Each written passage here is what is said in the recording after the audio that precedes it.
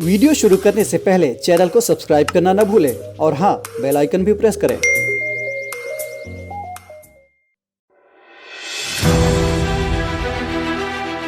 हाल ही में विभिन्न संगठनों द्वारा ट्विटर पर एक अभियान चलाया जा रहा है।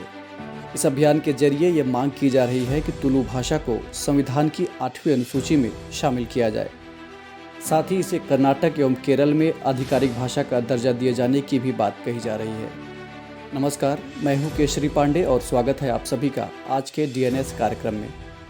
डीएनएस में आज हम आपको तुलु भाषा के बारे में बताएंगे और साथ ही समझेंगे कि आखिर क्यों तुलु भाषी लोग इसे 8वीं अनुसूची में शामिल किए जाने की मांग कर रहे हैं। इसके अलावा हम ये भी समझेंगे कि किसी भी भाषा को संविधान की 8वीं अनुसूची में शामिल किए जाने के क्या फ़ायदे होते हैं। तुलु एक द्रविड़ भाषा है जो ज़्यादातर कर्नाटक के 2 तटीय ज़िलों और केरल के कासरागोड ज़िले में बोली और समझी जाती है। गौरतलब है कि केरल के कासरागोड ज़िले को सप्तभाषा संगम भूमि के नाम से भी जाना जाता है और तुलु इन्हीं 7 भाषाओं में से एक है।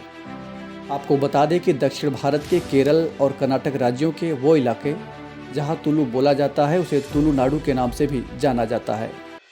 तुलु बोलने वाले लोगों का आरोप है कि सरकार उनके भाषा की अनदेखी कर रही है। उदाहरण के तौर पर साल 2011 की जनगणना के मुताबिक तुलु भाषा बोलने वाले लोगों की तादाद लगभग 18,46,427 थी। मौजूदा वक्त में संविधान की 8वीं अनुसूची में शामिल मणिपुरी और संस्कृत भाषा बोलने वाले लोगों की तादाद तुलु बोलने वाले लोगों से कम है। इसके बावजूद तुलु को 8वीं अनुसूची में शामिल नहीं किया गया है। ये शिकायत सिर्फ तुलु भाषियों की ही नहीं है बल्कि गोंडी अथवा गोंड, गारो, हो, खंदेशी और खासी भाषियों की भी यही शिकायत है। संविधान की 8वीं अनुसूची के बारे में आपको बताएं तो इसमें 22 क्षेत्रीय भाषाओं को शामिल किया गया है। शुरुआत में इस सूची में सिर्फ 14 भाषाओं को ही शामिल किया गया था, लेकिन बाद में इसमें 8 अन्य भाषाओं को भी जोड़ा गया है। किसी भी भाषा को 8वीं अनुसूची में शामिल करने के कई फायदे होते हैं। जैसे अगर तुलु भाषा को 8वीं अनुसूची में जोड़ दिया जाए तो इसे साहित्य अकादमी द्वारा पहचान मिलेगी और साथ ही इसके साहित्य का अन्य प्रमाणित भारतीय भाषाओं में अनुवाद भी किया जाएगा।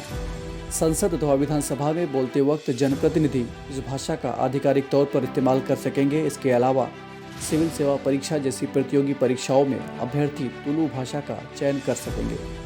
संविधान के अनुच्छेद 29 में भी क्षेत्रीय भाषाओं के संरक्षण की बात कही गई है। इस अनुच्छेद के मुताबिक भारत के किसी क्षेत्र में रहने वाले नागरिक को अलग भाषा, लिपि और सभ्यता अपनाने और उसकी रक्षा करने का पूरा अधिकार है। अल्पसंख्यक भाषाओं के संरक्षण के लिए वैश्विक प्रयासों की बात करें तो साल 2018 में चीन के चांगशा शहर में यूनेस्को द्वारा यूलू घोषणा को अपनाने की बात कही गई है। कुल मिलाकर भाषाओं को राष्ट्रीय अथवा अंतर्राष्ट्रीय पहचान मिलने से इनसे जुड़े समुदायों का न केवल आत्मविश्वास बढ़ता है बल्कि इनकी प्रगति को भी गति मिलती है।